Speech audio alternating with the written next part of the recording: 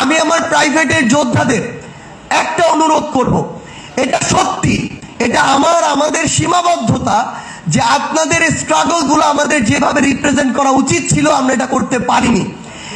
আজকে এখানে আমি আমার জায়গা থেকে আপনাদের কাছে উন্মুক্ত এই মঞ্চে আপনাদের কাছে আমার পক্ষ থেকে, আমাদের পক্ষ থেকে এটার জন্য ক্ষমা চাই। কিন্তু সত্যি কথা এটাই যে প্রত্যেকটা মানুষের স্ট্রাগল ভিন্ন। আমার সাথে অনেক সময় নাহিদ ইসলাম ছিল, হাসনাত আব্দুল্লাহ ছিল, কিন্তু আমরা যদি আমাদের জায়গা থেকে আমাদের গল্পগুলো লিখি, হয়তো একজনের সাথে আরেকজনের দেখা যাবে অর্ধেকই মিলছে না, কারণ আমরা প্রত্যেকটা রাত একসাথে কাটাইনি।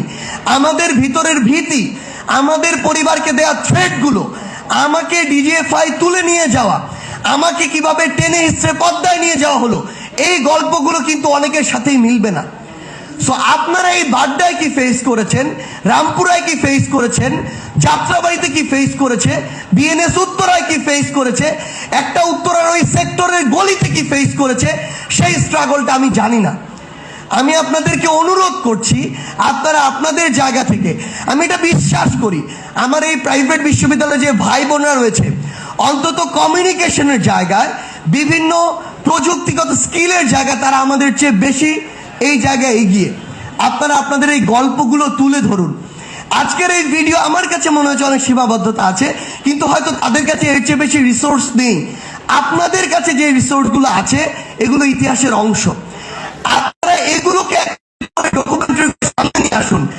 আমার মনে আছে ব্র্যাকের সামনে যখন ওই পুলিশরা তাদের জায়গা থেকে নির্বিচারে গুলি চালাচ্ছিল, প্রথম ধাপে যখন ব্র্যাকের আমার ভাই বোনেরা পিছনের দিকে গেট পর্যন্ত পিছালো এবং তারপরে নতুন আরেকবার ওই গেট থেকে সামনের দিকে অগ্রসর হলো, তখন কিন্তু ওই পুলিশ আইন শৃঙ্খলা রক্ষাকারী বাহিনীর সদস্যরা পিছু হটতে বাধ্য হয়েছিল।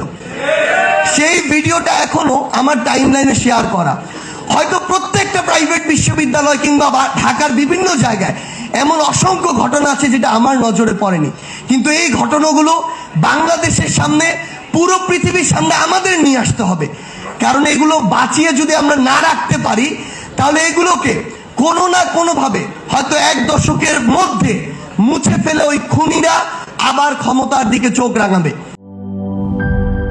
জীবনের সাথে চলে high five, all time healthy life. নিশ্চিন্তে খান, স্বাস্থ্যকর অল টাইম পান। All time healthy life.